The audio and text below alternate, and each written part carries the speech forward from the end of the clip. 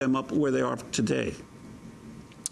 I read that story as well, and while I can't comment in the sense of having been there, it doesn't surprise me. Investment bankers were trying to relieve constraints, diminish capital, and give themselves the freedom to take more leverage, and that is a very significant part of why we're in this mess today. I do also want to underscore that I believe it was Secretary Paulson who made the call to let Lehman Brothers go bankrupt that led to the very, very violent restructuring of AIG with taxpayers' money, which led to the crisis that led to this bailout bill. I believe when people take the zoom lens out and look at the history of this bill, they will look at Henry Paulson as being the person who made the critical error that has sent us not only into a national, but a worldwide credit freeze right now. He's got a lot of work to do to earn his reputation back with the taxpayer $700 billion in the next chapter. And I am nowhere near as comfortable as Warren Buffett is about having him be the person to do that. We have this latest news. Wachovia said today it's agreeing to be acquired by Wells Fargo in a $15 billion all-stock deal, wiping out Wachovia's previous plan to sell its banking operations to Citigroup. A key difference is the Wachovia deal will be done without government assistance, while Citigroup would have been done with the help of the FDIC. Can you talk about this, and what do you see is going to happen now, Rob Johnson? What would you like to see if you were writing this bill right now, what you would do? Well, first of all, I do think the FDIC, in contrast to some of our other government agencies, has done a very good job and a very ethical job in recent weeks. What I would like to see in this bill, I would like to have seen the money injected as capital infusion by buying preferred stock into the banks so that the taxpayer would retain some rights. Existing stockholders would be diluted. Existing stockholders, after all, are the owners of the companies that made this mess. Then in the recovery, the Treasury could make back as much as some estimate $300 billion on that stock ownership instead of having those existing stockholders make that money.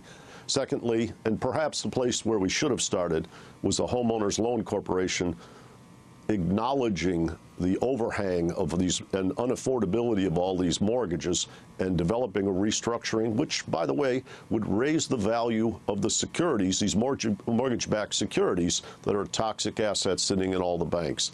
I do believe we need a bailout. As I said the other day when I was talking with Bruce Marks, I do not think this is a synthetic or fake crisis. We do need to inject what you might call life back into the organs of the economy.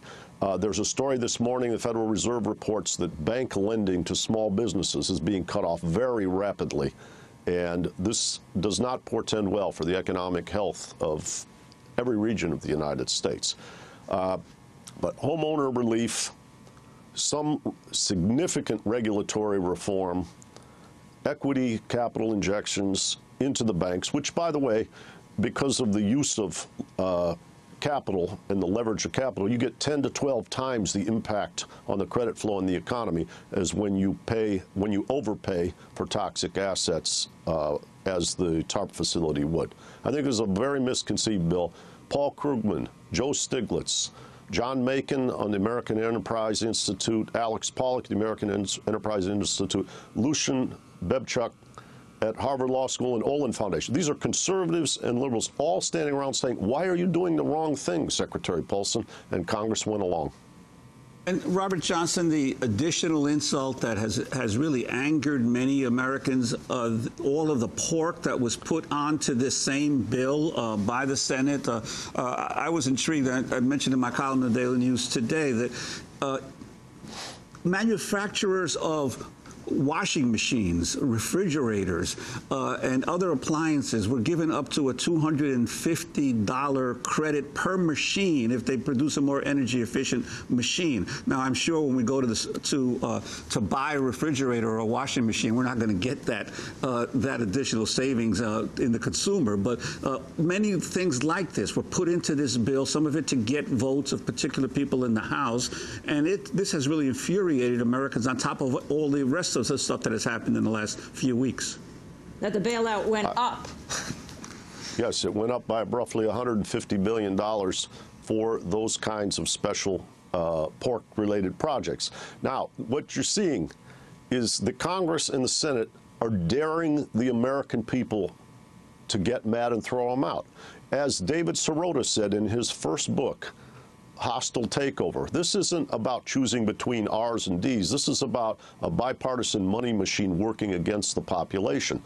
They're daring you. They're daring you to turn out in 5 weeks and, in essence, support challengers against incumbents, because the incumbents are the ones responsible for doing this, Bill.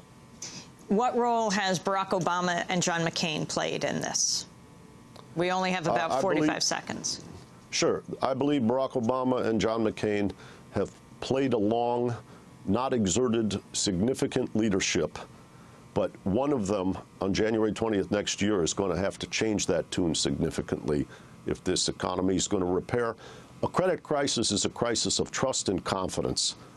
This bailout does not contribute to the trust and confidence that we are practicing sound finance or sound democracy. There's a lot of work to do. The rage of the American population is very, very valid right now. You're the former chief economist of the Senate Banking Committee. If you were a congressman today, would you be voting for or against this particular bailout? Boy, I think we have to get the money there, and this is the best they can do. I'm nauseous saying it to you, but I would probably vote for the bill. But I would be raising hell in the lame duck session in January and beyond to change the nature of this bill, just as behind the scenes many people are working right now to see if there's anything to be done today. We're going to leave it there. Rob Johnson, thank you very much for joining us. That does it for today's broadcast. Democracy Now! Produced by Mike Berkshire, Aaron Mate, Angelique Cummins, Steve Martinez. I'm Amy Goodman with Juan Gonzalez.